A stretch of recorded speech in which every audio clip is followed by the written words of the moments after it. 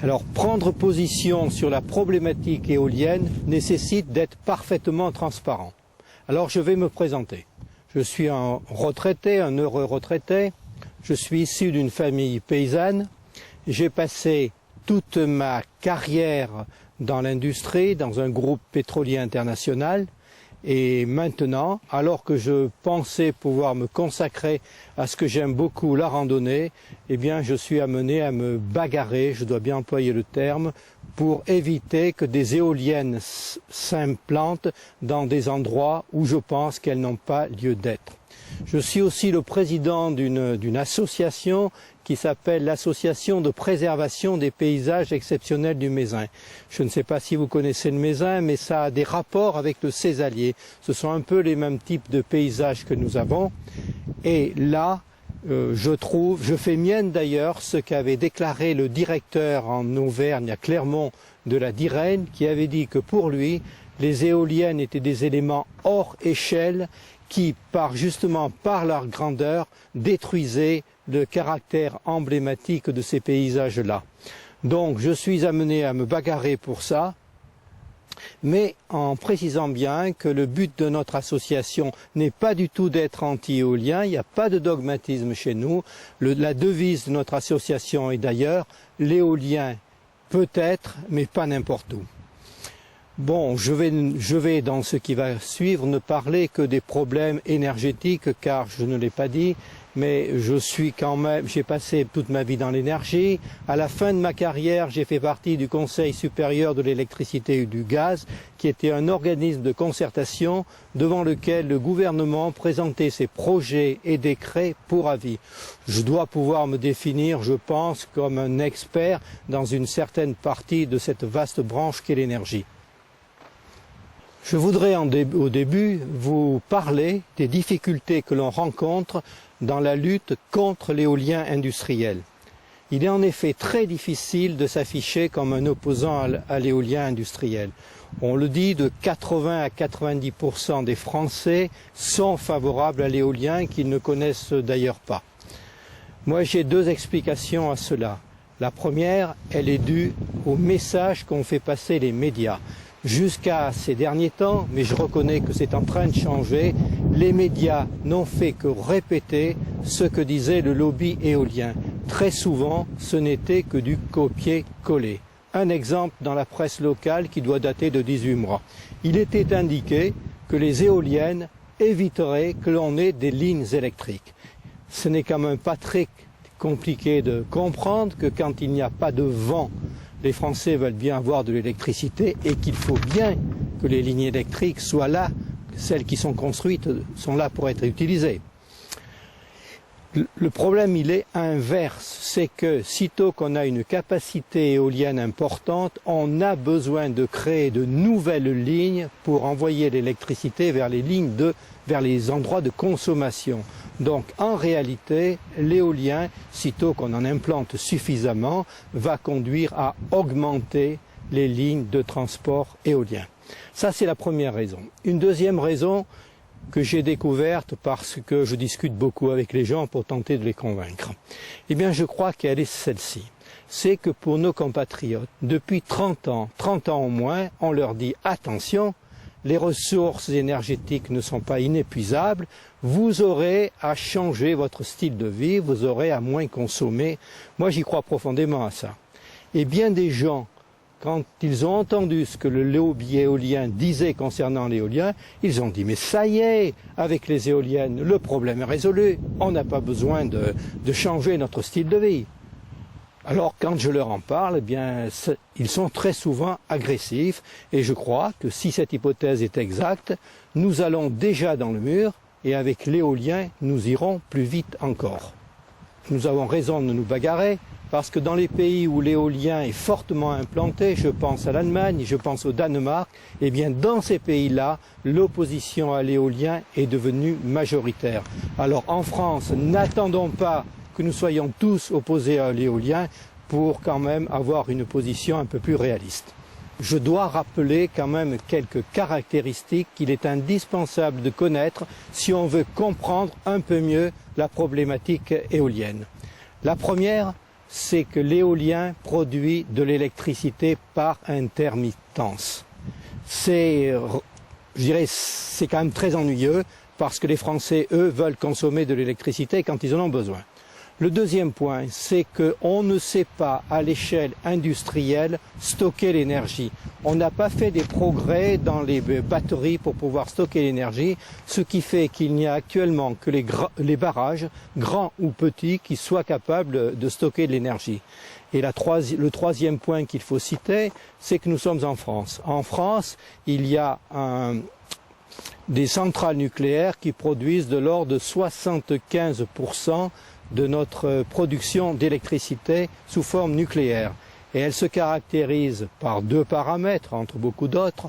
Le premier, c'est qu'avec le nucléaire, on ne produit pas de gaz à effet de serre. Et le deuxième, c'est ce que nous appelons le kilowattheure marginal à un coût très bas. Kilowattheure marginal, ça veut dire le coût du kilowattheure que l'on produit, du dernier kilowattheure que l'on produit, quand la centrale est en fonctionnement. Je vais maintenant continuer en vous posant peut-être quelques questions et à vous dire à quoi concourt l'éolien en France. Selon le réseau de transport d'électricité, qui est une filiale des EDF, et que la loi du 10 février 2000 a chargé de s'assurer que les moyens de production sont bien égaux à ce que demandent les Français. Eh bien, selon cet organisme-là, 80% de la production éolienne sert à accroître nos exportations. Vous l'avez bien entendu, 80% de la production éolienne sert à accroître nos exportations. Franchement, pensez-vous que ça vaut le coup de mutiler nos paysages du Césalier et du Mézin pour cela? Et à quel prix? Là aussi, je cite des chiffres qui viennent de l'administration, en l'occurrence la Commission de régulation de l'électricité. Qu'est-ce qu'elle nous dit? Je cite les chiffres de 2005, car je suis allé sur le rapport de 2006, mais figurez-vous, ils n'y sont pas. Pourquoi? Je m'en étonne. Si je cite les chiffres de 2005, ils sont ceux-ci. On a acheté en 2005 l'électricité à un prix au promoteur qui a été égal à 8,45 centimes par kilowattheure d'électricité. Or, en Europe, il existe une bourse d'électricité où on sait à tout instant ce que vaut le courant. Eh bien, sur cette bourse, la moyenne a été de 4,5 centimes par kilowattheure. Donc, nous subventionnons l'électricité. Vous me suivez? On mutile nos paysages pour exporter de l'électricité qu'on subventionne. Certains vous diront, mais peut-être, pourquoi pas subventionner l'électricité si jamais on crée des emplois chez nous? Mais la vérité, là aussi, vous devez la connaître, c'est que les éoliennes sont toutes fabriquées à l'étranger. Alors franchement, je répète, tant pis, on mutile nos paysages pour exporter une électricité qu'on subventionne, et tout cela pour créer de l'emploi à l'étranger. Alors une question, les Français sont-ils généreux ou mal informés? Je vais aborder maintenant le point qui pour moi est le plus difficile à aborder, car je suis profondément rural, et je sais que nos communes rurales ont besoin de finances et qu'il est vrai, l'éolien leur apporte ces finances-là. Je vais vous citer un chiffre que vous prendrez comme un ordre de grandeur. 1 mégawatt installé rapporte à une commune, quelquefois une communauté de communes, de l'ordre de 7 à 8 000 euros par an. J'ai fait un calcul très rapide pour Ali qui est ici. Bon, ne pinaillons pas, la mairesse reçoit dans le cadre de sa communauté de communes, de l'ordre de 300 000 euros par an. C'est évidemment beaucoup, c'est indiscutable. En face de cela, qu'est-ce qui s'est passé?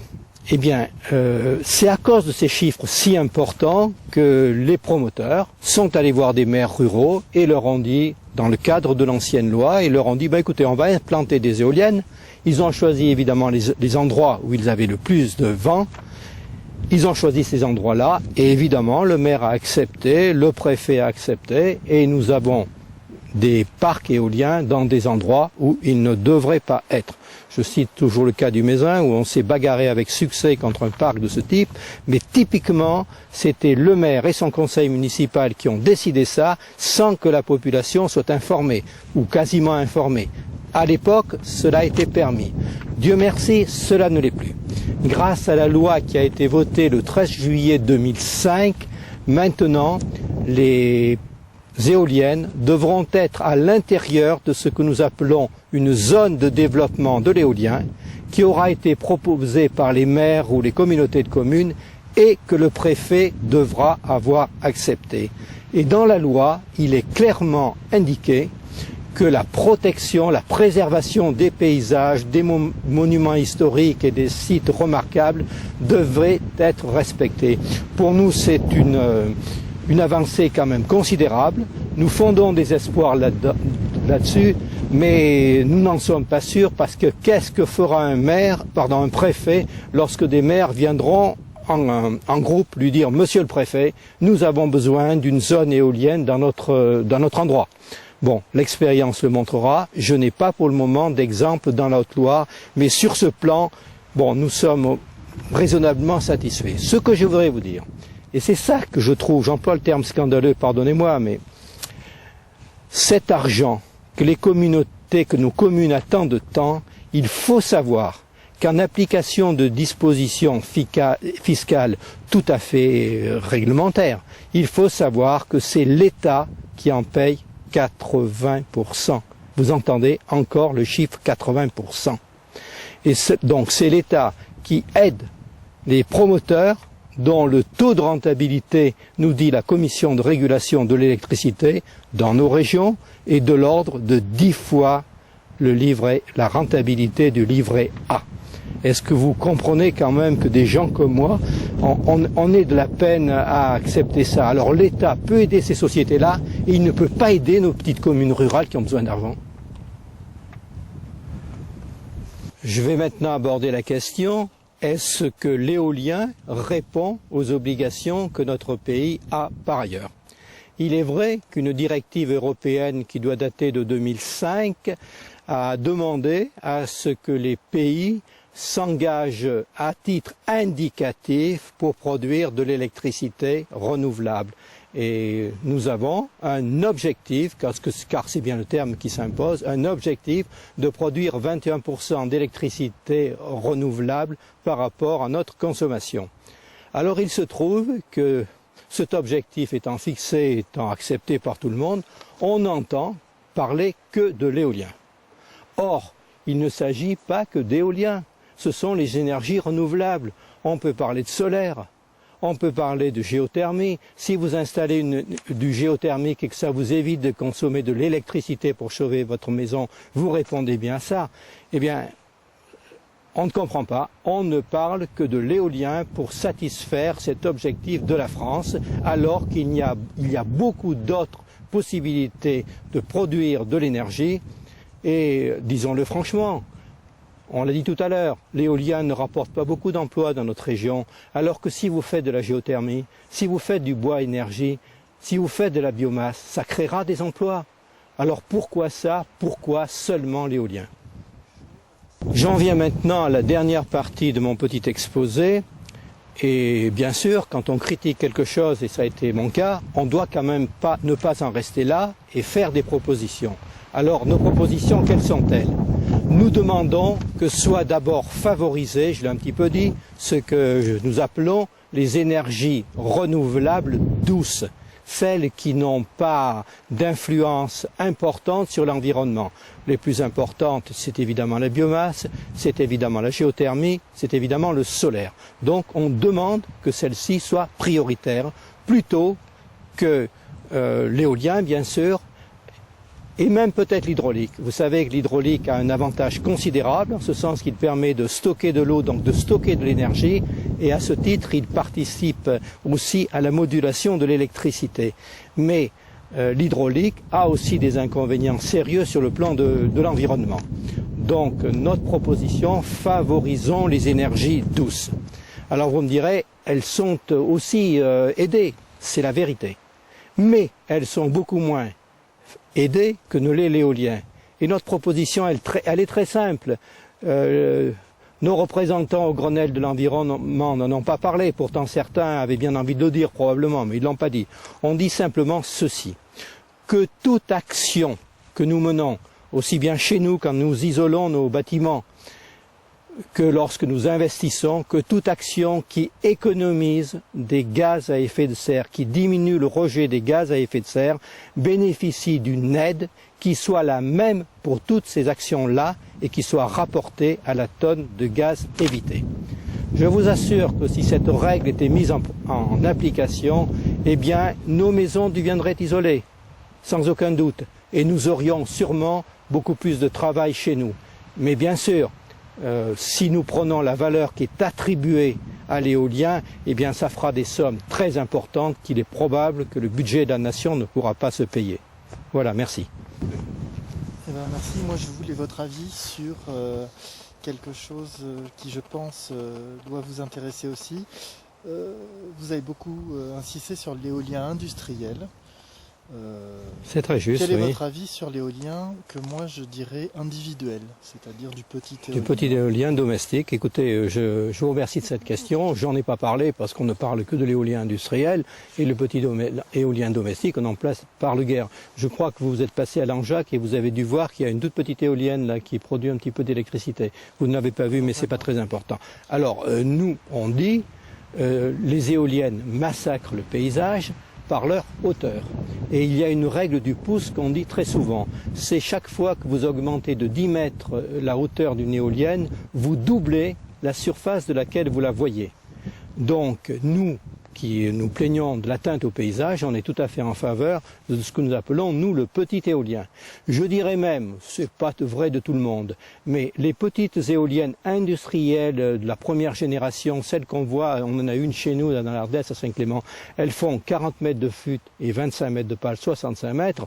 Bon, ben celles-là, moi, elles ne me plaisent pas trop, je ne vais pas le dire, mais on n'a pas les mêmes raisons de s'élever contre ça. Alors quand en plus on parle de l'éolien domestique, donc des engins qui font 15-20 mètres, nous sommes favorables. Mais alors là, c'est sûr que leur rentabilité n'est pas celle des éoliennes qui font 85 plus 35 mètres, 120 mètres. Et que dans ces conditions-là, bien, il ne faut pas vous attendre à ce qu'il y ait des gens qui viennent en installer. C'est vrai, par contre, c'est peut-être plus intéressant au niveau de toute la problématique liée au transport de l'énergie. Mais bien sûr, il y a d'immenses avantages. Je vous ai dit tout à l'heure, on ne sait pas stocker l'énergie. C'est vrai.